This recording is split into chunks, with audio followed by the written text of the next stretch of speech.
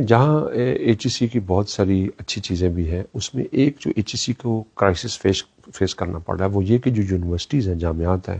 چونکہ ان میں بہت زیادہ ریل پیل پیسہ آ گیا ہے، فیسیں بہت بڑھ گئی ہیں، تو وہ جو وائس چانسلر کا آفس ہے وہ بیوروکریٹائزڈ ہو گیا۔ تو جس طرح لوگ سول سروس میں پوسٹنگز کے لیے کوشش کرتے ہیں کہ کوئی اگر آپ جونیئر سیکرٹری ہیں تو آپ اچھی پوسٹنگ کسی منسٹری کے لیں گے، اسی طرح پروفیسرز کے درمیان ایک ایسا انسینٹیو سٹرکچر بن گیا کہ وہ یونیورسٹی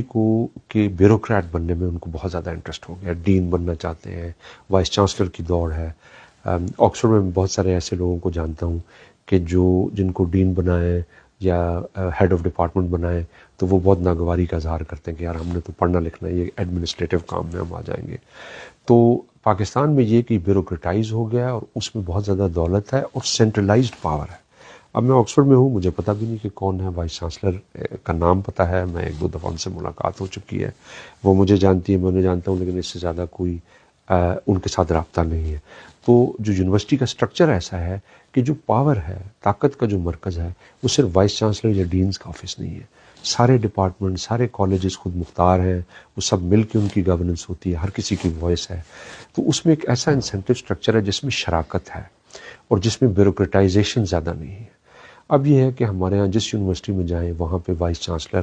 ایک مرتبہ بنے، دو مرتبہ بنے، تین مرتبہ بنے، اور ان کا جی چاہتا ہے کہ وہ قبر میں جانے تک وائس چانسلر ہی رہے۔ یہ بہت غلط عمل ہے۔ آپ کو ایسے لوگ وائس چانسلر بنانے ہیں کہ جو صرف وائس چانسلر کے شوق میں نہ ہوں بلکہ ان کے آئیڈیاز ہوں کہ وہ اس ادارے کو بہتر کریں۔ اور بہت سارے پہلے زمانے میں ایسے ہمارے وائس چانسلر ہوتے تھے کہ جو وائس چانسلر کی سیٹ کی عزت ہوتی تھی کہ وہ بندہ اس پہ بیٹھا ہے۔ اب بندہ ان نون ہوتا ہے اور وائس چانسلر کی سیٹ اوپر ہوتی ہے۔ تو ہمیں اس میں کچھ ٹرم لیمٹس بھی بنانی چاہیے کہ ایک یا دو، حد سے حد ایک یا دو مرتبہ جو وائس چانسلر رہ گیا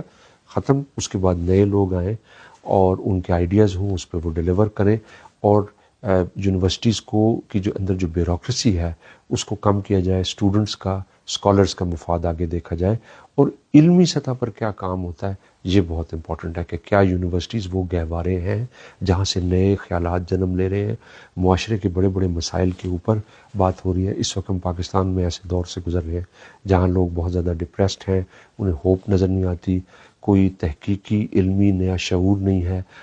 ہر شخص ٹی وی کے آگے بیٹھا دیکھ رہا ہے کہ چیف جسٹس کیا کہے گا، آرمی چیف کیا کہے گا، پولیٹیشنز کیا کہیں گے، لیکن کوئی یہ نہیں پوچھ رہا کہ یونیورسٹیز کیا کہہ رہی ہیں آج کے مسائل پہ، اسٹوڈنٹس کیا سوچ رہے ہیں۔ یہ علمی گہوارے ہمیں ان کو بنانے کی ضرورت ہے۔ اس وقت جو صورتحال ہے وہ بہت زیادہ دگرگوں ہے۔